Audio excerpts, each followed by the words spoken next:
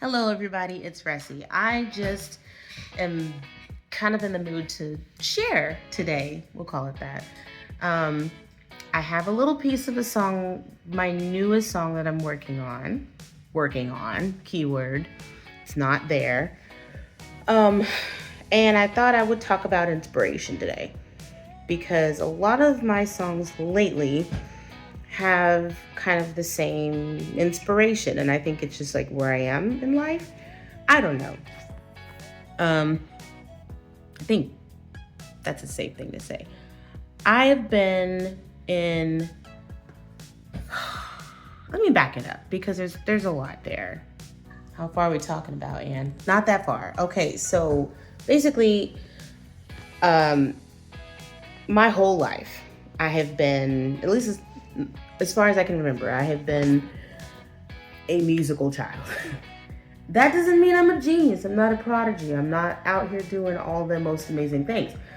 But I have always been a musical person, and ADHD on top of that. They could go hand in hand. You take your pick. But I feel like I've often been in trouble at school because of, I guess, ADHD type things, but they've always been musical things. It's like it's always been a part of me. Sitting in class and literally getting put out of the class because I wouldn't stop humming. It's not my fault that no of the other kids in the classroom could understand or hear the music that was playing in my head. They just missed out. But I got in trouble for it, so I was the one sitting out in the hallway. Sounds terrible. It was. So, anyway, that's always been a part of me growing up. It's just musical tapping, making up songs, humming things, singing things, being as loud as and as obnoxious as I possibly can, and getting in trouble for it all along the way.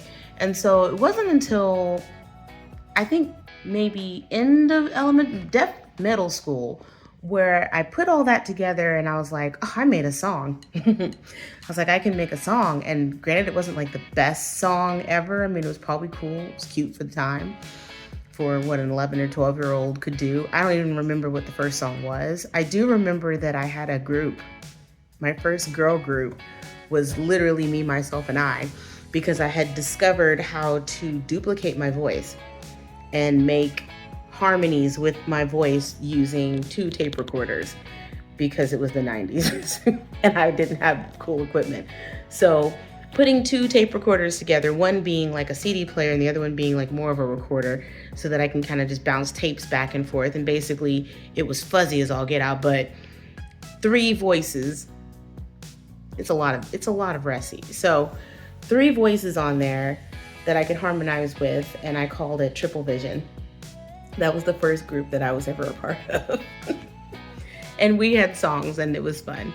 But that's kind of when it really started. Other than just making up silly songs, I believe I made up a song called Sunshine Day, not to be confused with the Brady Bunch song, Sunshine, whatever that's called.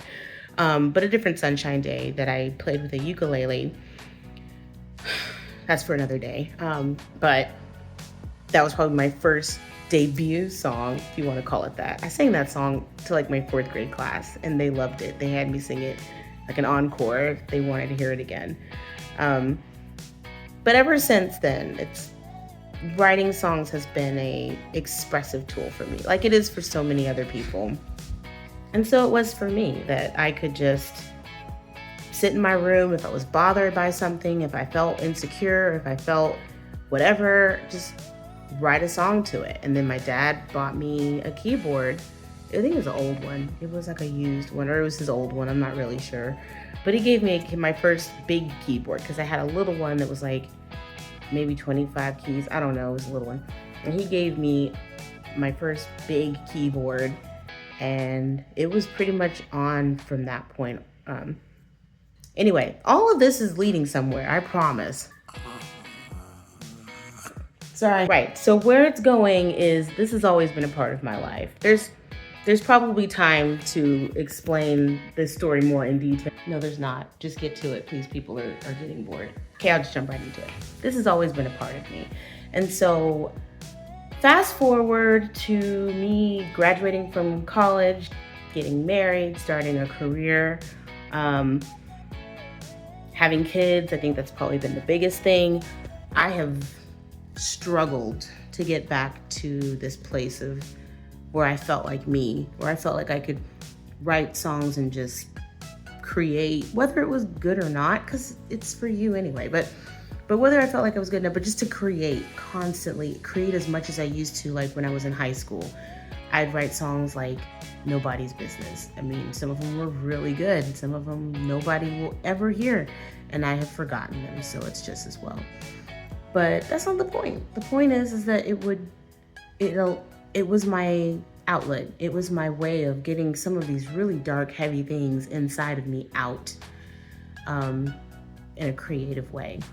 And when I got married and when I had my 2 kids, I felt like people don't talk about postpartum very much.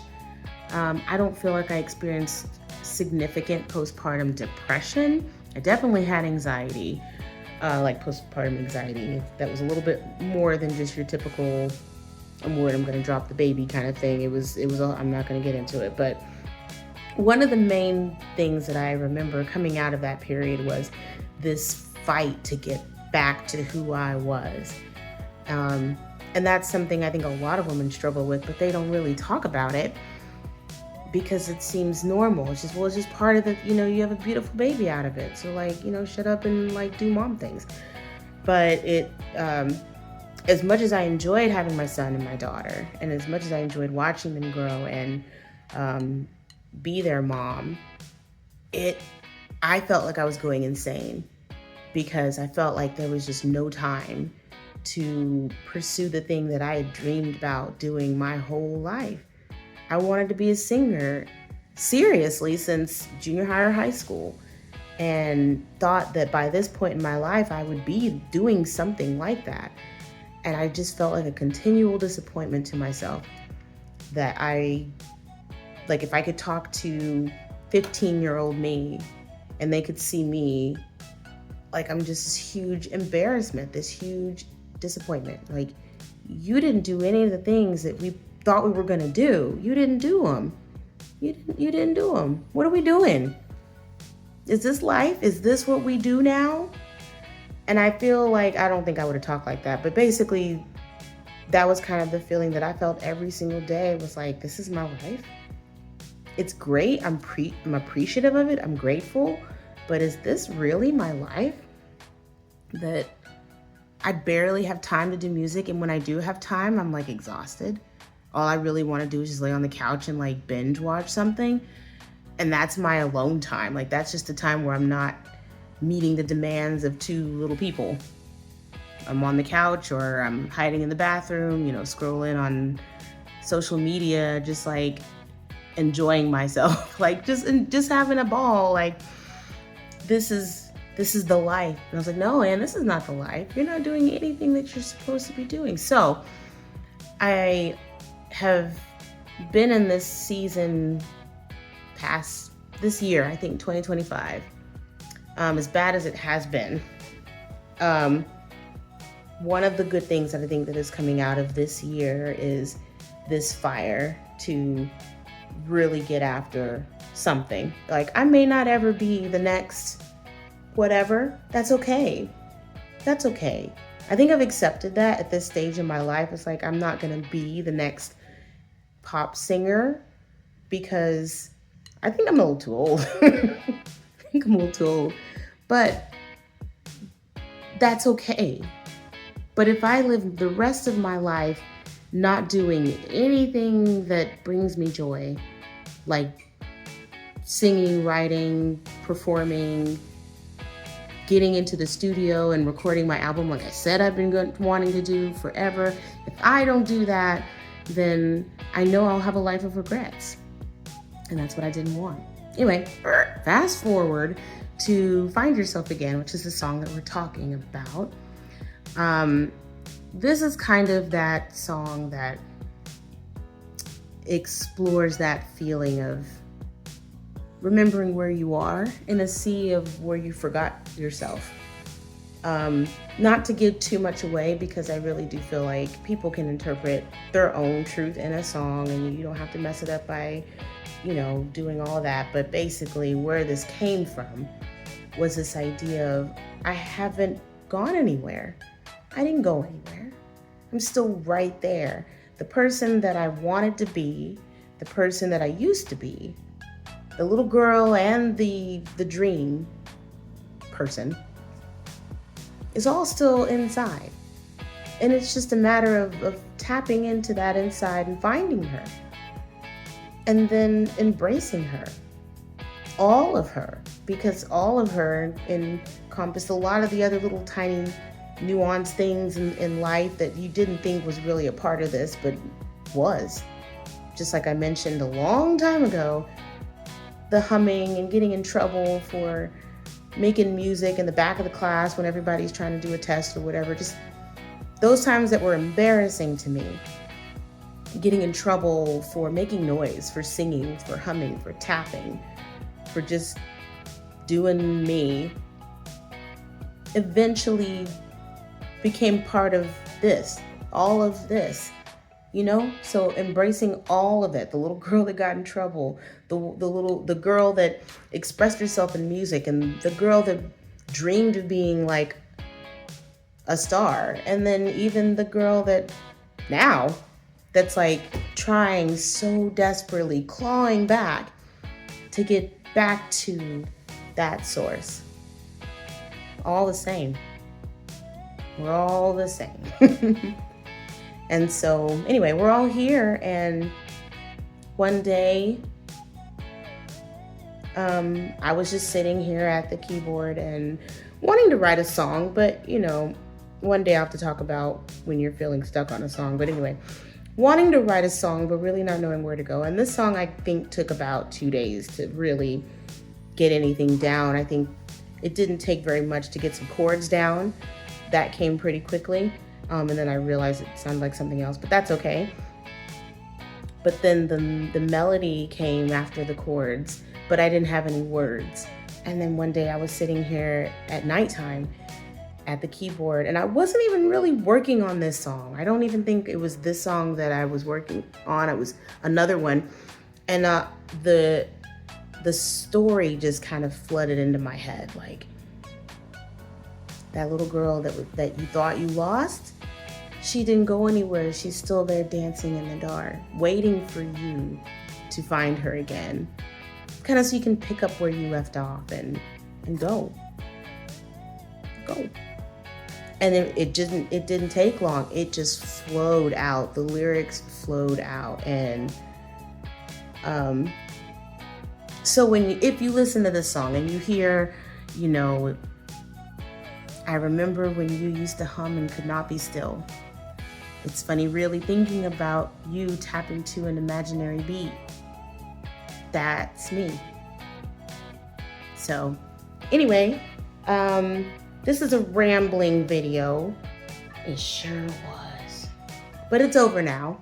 So stay tuned for updates on how this is going. I got a Christmas present from my husband, that some studio time. So stay tuned for that, because I'm really excited for that. That has been something I've been striving to get these songs recorded.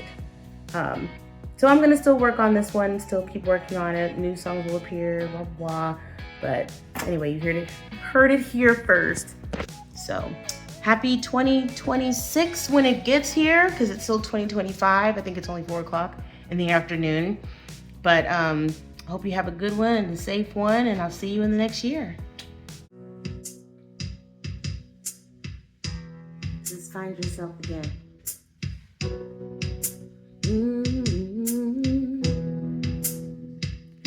I remember when you used to hum and could not be still. It's funny, really, thinking of you tapping to an imaginary beat. I get so emotional thinking about who you would become. I don't want to let you go. There's something you should know.